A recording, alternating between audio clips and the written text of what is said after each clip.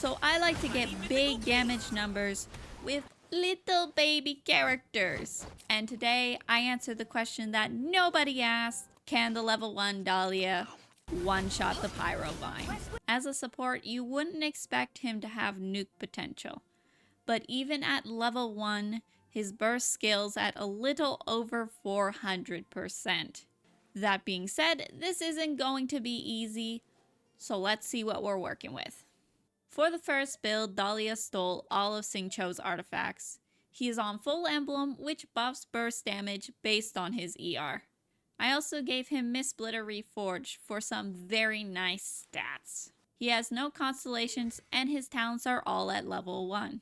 Alone, he was actually able to hit 11k, which surprisingly isn't that bad. But it barely tickled the regisvine, so let's add a team. Starting off with an unsurprising addition, Bennett. He will give Dahlia a huge attack buff with his burst, and he is using a pretty standard build, using the Skyward Blade and holding the Noblesse Oblige artifact set. His burst is Crown and he is at C6. The next member is Sucrose. She is using 1,000 Floating Dreams and the Viridescent Venomir 4-piece set to shred enemy resistances. Her passive talents will also give a lot of EM, which will help increase our damage. Finally, Mona. She is holding the Thrilling Tales of Dragon Slayers, which buffs attack, and the 4-piece Instructor set, which also buffs EM when she triggers a reaction on field. Her burst is at level 5, and she has her first constellation that buffs Hydro-related reactions. For rotation, I started with Dahlia on field to start breaking the Corolla. After that, I switched to Sucrose to use her skill to swirl Hydro and then burst. Next, I used Bennett's burst, then I used Mona's burst. Finally, I switched to Dahlia and used his burst. And we didn't crit. After resetting everything, not once, not twice, but 6 times, the little trickster finally decided to crit. However, he absolutely didn't disappoint, with a nice 135k on the pyrovine. For the next build, I keep the same artifacts but switch to the sacrificial sword. We lost a lot of crit damage, but emblem does buff based on ER, and we have a significant amount of that now. However, this build only hit 72k. Next, I attempt to go full EM with Freedom Sworn and an EM Sans. We managed to get a bit more crit stats on this one, and Dahlia was able to hit for 86k.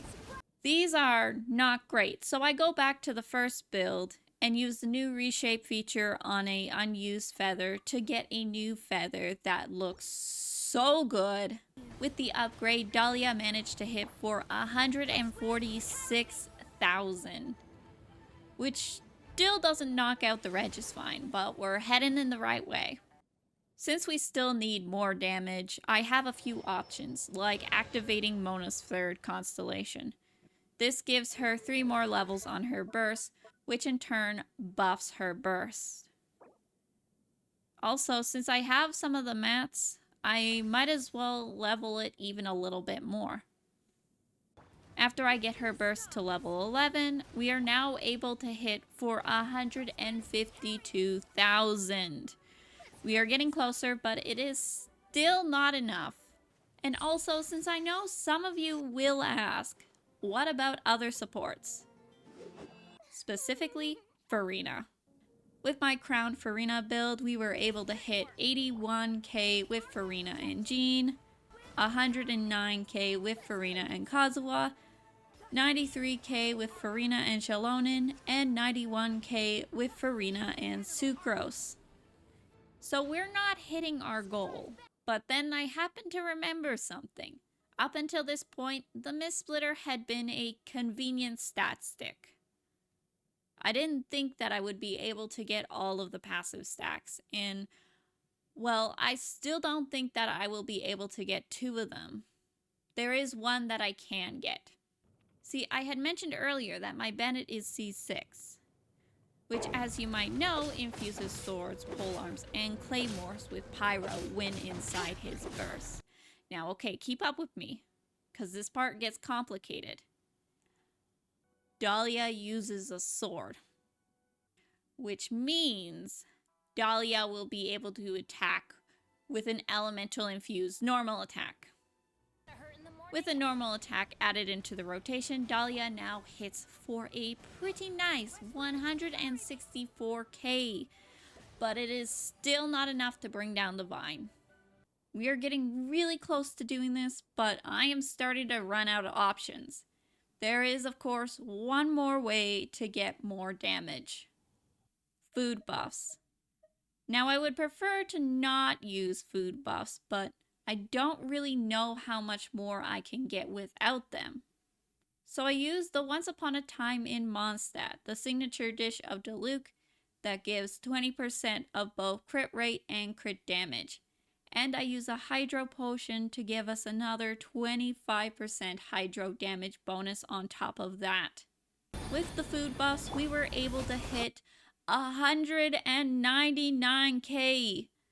And this only left a tiny bit of HP, which could be easily dealt with by a pretty nice 78k skill.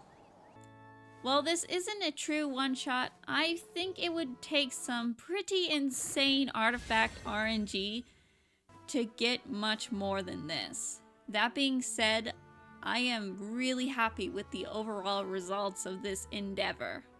Thank you all so much for watching. I really appreciate it. If you enjoyed the video, please consider leaving a like or a comment. I'd love to hear what you guys have to say. Also, consider subscribing. I am trying to reach 4,000 subscribers by the end of this year, so if you like Genshin Impact, you might like it here. Additionally, I would also like to thank our channel members. Members get access to new videos early, as well as members-only content. Once again, I would like to thank you all so much, and I will see you in the next one. Bye, bye, bye, bye.